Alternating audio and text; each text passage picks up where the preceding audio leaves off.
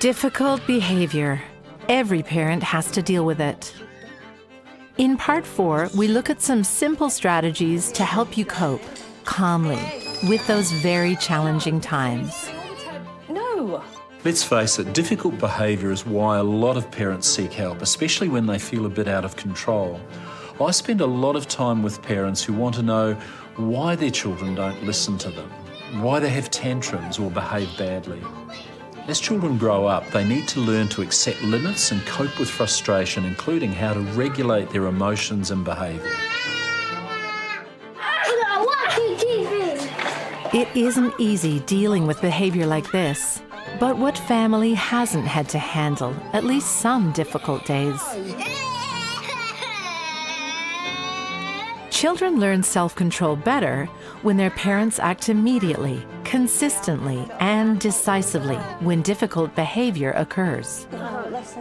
Let's start with how you set limits so children know what you expect of them.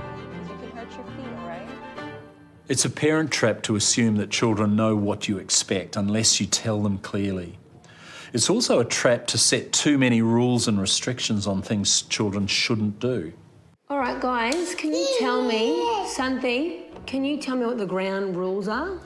All children need to learn what our expectations are and how to behave. Having a few, maybe 4 or 5 basic rules can help. Let your child help set the family rules. Treat people how you want to be treated. Okay, yes, that's a good rule. Children do need limits and predictability. Learning to follow rules will help them adjust to school and later life as an adult. The rules parents set need to be clear and appropriate for the child's age. Be kind and gentle. Be kind and gentle. Yep, that's a nice rule. Rules need to be fair, easy to understand, and tell children what to do rather than what not to do. State rules positively. For example, keep your hands and feet to yourself is better than don't fight. Evie, be gentle and kind with Molly. Be gentle and kind is better than stop pulling the lead.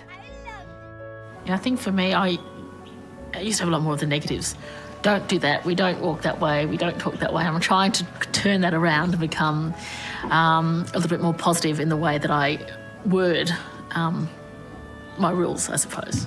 What happens if your child breaks the rules? Here are some ideas. Directed discussion is a useful way to reinforce a rule.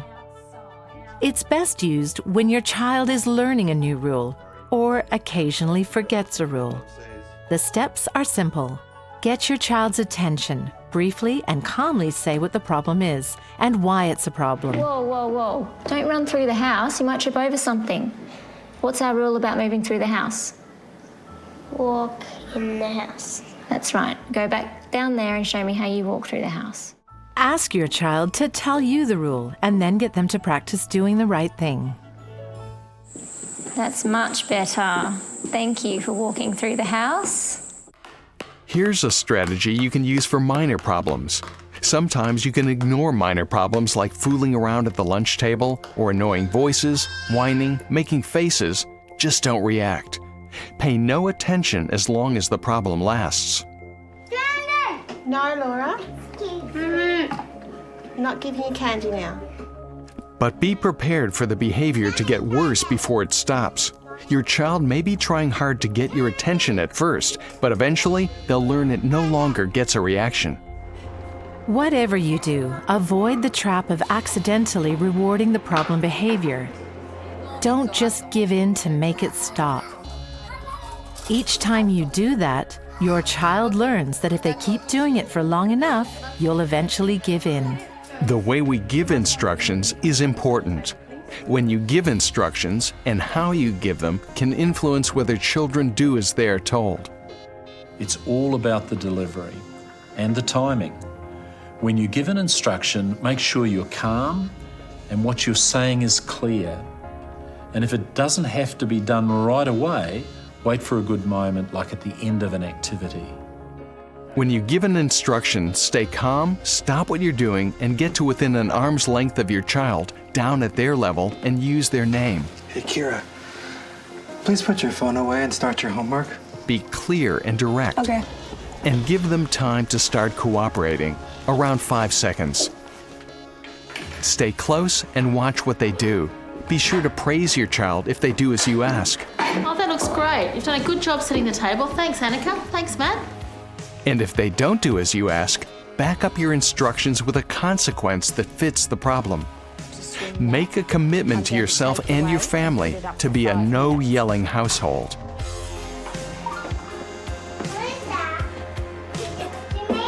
Once you're giving clear instructions, you also need to be able to back them up.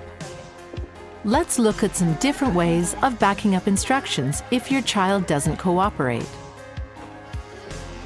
If there's no consequence for misbehavior, there's not much incentive to do as they're told next time. So if a child isn't cooperating with an instruction, one way of dealing with the situation is to use a logical consequence that fits the situation. Act as soon as the problem occurs. Don't wait for it to happen over and over. Eloise, stop bouncing the ball inside, please. You need to take it outside. Calmly take away the toy or activity at the center of the problem and explain why you're doing it and for how long. Eloise, you haven't stopped when I've asked you to, so I'm going to take the ball away for 5 minutes. Keep it brief, 5 to 30 minutes for the first time. Keep to the agreement, and when time's up, allow the activity again so they can practice doing the right thing. The 5 minutes is up. Here's the ball if you'd like to go outside and play. Thank you, Mum. Okay. You may need to take the activity away again, and for a longer time if the problem reoccurs on the same day. Thank you, Eloise, for doing what I asked you to do. Sometimes it may be hard to use logical consequences. The situation may call for you to use a different strategy. Ollie, show's over in 5 minutes. You're going to have a bath then, okay? Quiet time is another brief and effective way of helping children learn acceptable behaviour when a logical consequence might not be possible. Ollie, show's over now, okay? It's time to go and have a bath. No, I don't need one. Quiet time is an alternative to shouting, threatening or spanking children. The show's over now. Turn the TV off now and go and have your bath, please. I don't need one. I'm not dirty. I don't need a bath. If you've given a clear instruction and your child doesn't do what they're told, act quickly. Calmly tell them what they've done wrong and that the consequence is quiet time. Okay, you haven't done what I've asked. You need to come with me and have quiet time. Ignore their complaints. Don't argue. Just calmly insist that this is what they have to do. You simply move them to the edge of an activity and tell them to stay there quietly for a short time. Come sit just here, please. Now, I need you to sit there quietly for 2 minutes. Short periods work best. Around 2 minutes for preschoolers and no more than 5 minutes for older children. Mom, I don't need to go to timeout. For quiet time to work, you need to use it consistently and decisively.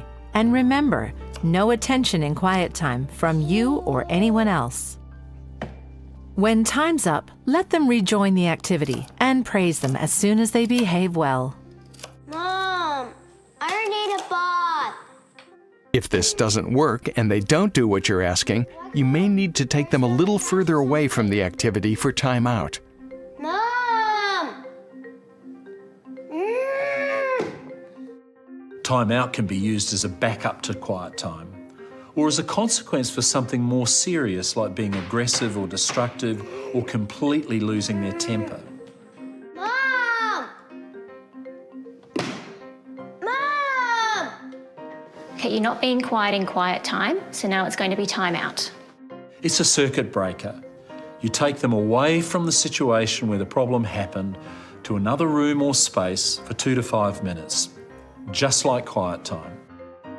This is really a positive strategy. It helps children learn self-control, to calm themselves down, and to learn acceptable ways of managing feelings like anger and frustration. Sit down there quietly for 2 minutes and calm yourself down. I'll come back when you're quiet. It requires us as parents to stay calm and to give everyone a chance to calm down. For timeout, use a room or space where there isn't anything interesting to do. So their bedroom is probably not a good place. And it should be safe, well lit, and well ventilated. Prepare the area before you need it so there's nothing dangerous or fragile.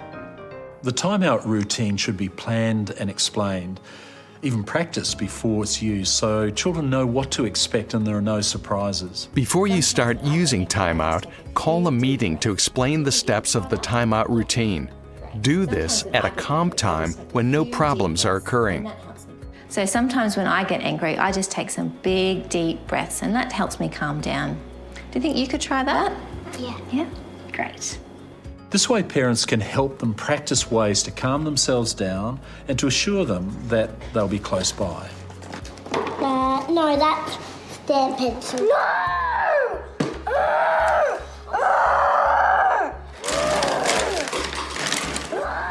Charlotte, stop screaming, please, and calm yourself down. When a problem happens, act right away. Own picture.